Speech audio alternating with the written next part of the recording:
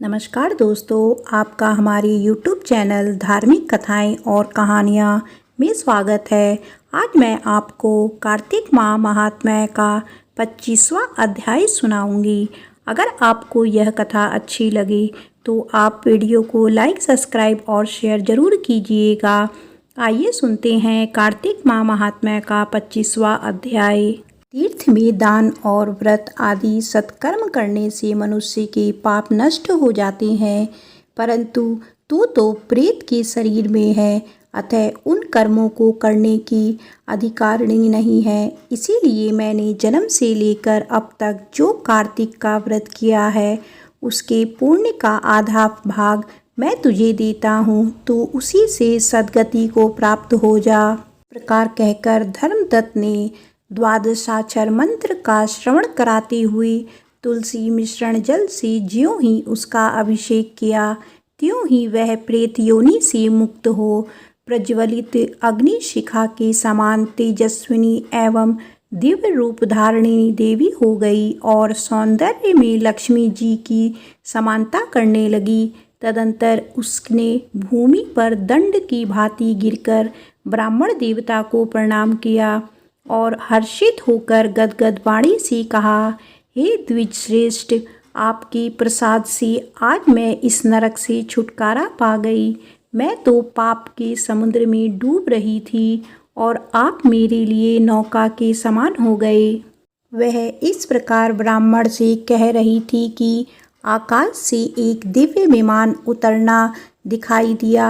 वह अत्यंत प्रकाशमान एवं विष्णु रूपी धारी पार्षदों से युक्त था।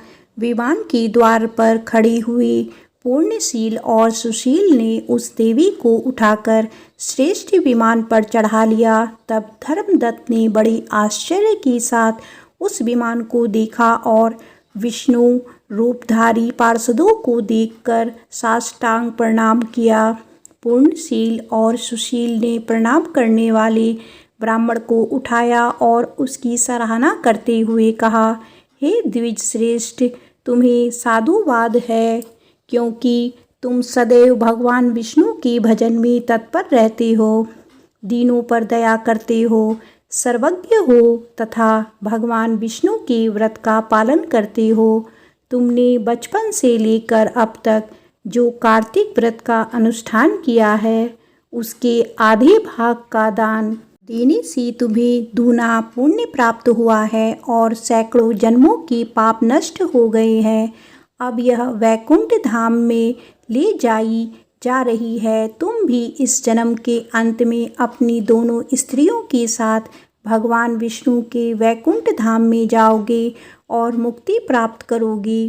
धर्मदत्त, जिन्होंने तुम्हारे समान भक्ति पूर्वक भगवान विष्णु की आराधना की है, वे धन्य और कृतज्ञ है। इस संसार में उन्हीं का जन्म सफल है। भली भांति आराधना करने पर भगवान विष्णु देहधारी प्राणियों को क्या नहीं देते हैं। उन्होंने ही उतानपाद के पुत्र को पूर्व काल में धूम्रपद पर स्थापित किया था।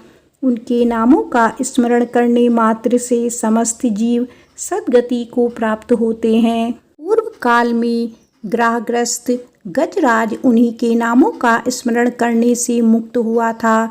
तुमने जन्म से लेकर जो भगवान विष्णु को संतुष्ट करने वाले कार्तिक व्रत का अनुष्ठान किया है, उससे बढ़कर ना यज्ञ है, ना दान, ना ही तीर्थ है।